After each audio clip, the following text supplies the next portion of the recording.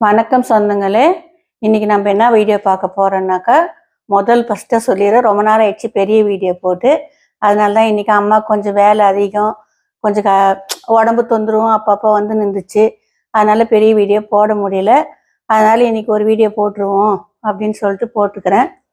ரெண்டாவது என்னன்னாக்கா, என் கமெண்ட்ல வந்து நிறைய பேர் கேட்டிருந்தீங்க, அபியக்காக்கு எப்பமா குழந்தை பிறக்க போகுது, எப்போ டேட் கொடுத்துருக்காங்க அப்படின்னு சொல்லிட்டு கேட்டிருந்தீங்க. அதை பற்றி தான் பார்க்க போகிறோம்.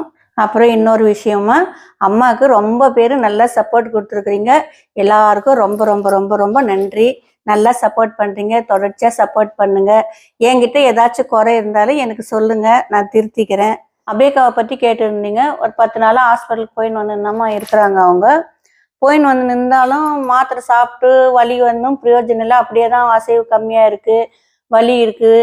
ஒரு நாள் விட்டு ஒரு நாள் ஹாஸ்பிட்டலுக்கு போய்கிட்டே இருக்கிறாங்க. அப்புறமா இன்னைக்கு நான் ஹாஸ்பிட்டலுக்கு போயிருந்தேன். அந்த அம்மாவை கேட்டேன், டாக்டர் அம்மாவை கேட்டதுக்கு, இல்லைம்மா அசைவு கம்மியாக இருந்தால் ஆப்ரேட் பண்ணுறது நல்லது தான் அப்படின்னு சொல்லிட்டு. ஏன்னா 10 நாளைக்கு முன்னாடி தான், நார்மல் டெலிவரிக்கு முன்னாடி ஒரு 10 நாளைக்கு முன்னாடி ஆப்ரேஷன் பண்ணுவாங்களாம்.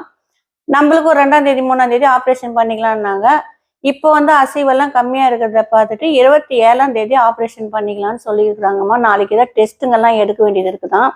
அந்த டெஸ்ட்டெல்லாம் ரிப்போர்ட் பார்த்துட்டு 27ஆம் தேதி நான் ஞாயிற்றுக்கிழமை வந்து அட்மிஷன் போட்டுட்டு திங்கக்கிழமை ஆப்ரேஷன் பண்ணிக்கலாம் 27க்கு அப்படின்ட்டு சொல்லி அனுப்பிச்சிருக்காங்க. நான் கேட்டேன், ஒரு 4 நாளைக்கு முன்னாடி 5 நாளைக்கு முன்னாடி பண்ணுறதுனால என்ன பிரச்சனை வருமான்ட்டு. அதெல்லாம் எதுவும் வராது, என்னன்னா வெயிட் கொஞ்சம் கம்மியாக இருக்குது, அதெல்லாம் ஒன்றும் பிரச்சனை இல்லைன்னு சொல்லியிருக்காங்கம்மா. ஏன்னா ஸ்ரீ பாப்பா பிறக்கும் போதே 40 கிராம் 2 கிலோவும் 40 கிராம் தான் இருந்துச்சு. அந்த குழந்தை பிறந்து மறாதனால என்ன வந்து பார்க்கும்போது அந்த 40 கிராமும் கம்மியாயிட்டு 2 கிலோ தான் வெயிட்டே இருந்தாங்க அவங்க வீட்டுக்கு வரும்போது. அதுக்கப்புறம் இருக்கிறதுக்கு தான் ஏறினாங்க. ஸோ அதனால அந்த அம்மா அந்த நம்பிக்கையில் எந்த பிரச்சனையும் இல்லைம்மா, அதெல்லாம் ஒன்றும் பிரச்சனை இல்லை அப்படின்னு சொல்லிட்டு சொல்லியிருக்காங்க. அந்தம்மா நான் ஞாயிற்றுக்கிழமை போய் அட்மிஷன் போட்டுருவோம், திங்கக்கிழமை கண்டிப்பாக ஆப்ரேஷன் பண்ணிடுறாங்க. ஃபர்ஸ்ட்ல வந்து 6லேருந்து 7:30க்குள்ளே ஆப்ரேஷன் பண்ணுற மாதிரி நாங்கள் சொல்லி வச்சுருந்தோம். அப்புறம் பார்த்தா அவங்க வீடியோலாம் எல்லாம் நிறைய பேர் சொல்லியிருந்தாங்களாம். நீங்களும் சொல்லியிருப்பீங்க, யாருன்னா ஒருத்தர் 2 பேர் கண்டிப்பாக பார்த்துருப்பீங்க.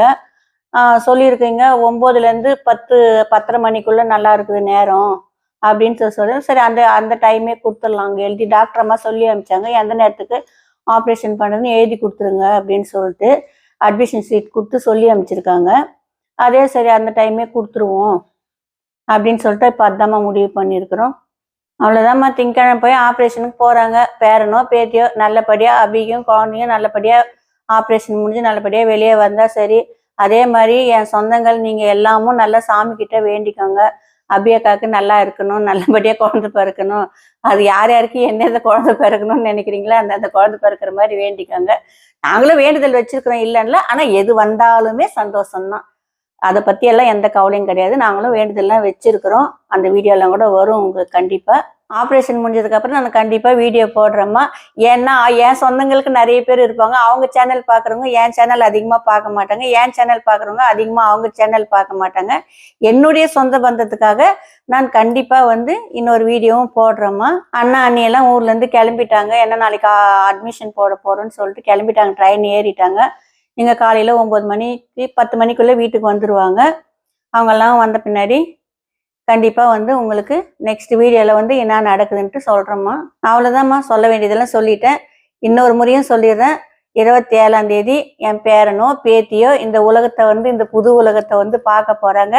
அவங்க வந்து பார்த்த உடனே உங்களுக்கும் சொல்கிறேன், எல்லாமே என்ன நடந்தாலும் உங்ககிட்ட சொல்கிறோம்மா. அவ்வளோதான், இந்த வீடியோவை முடிச்சுக்கலாம். நெக்ஸ்ட் வீடியோவில் பார்க்கலாம். பாய்.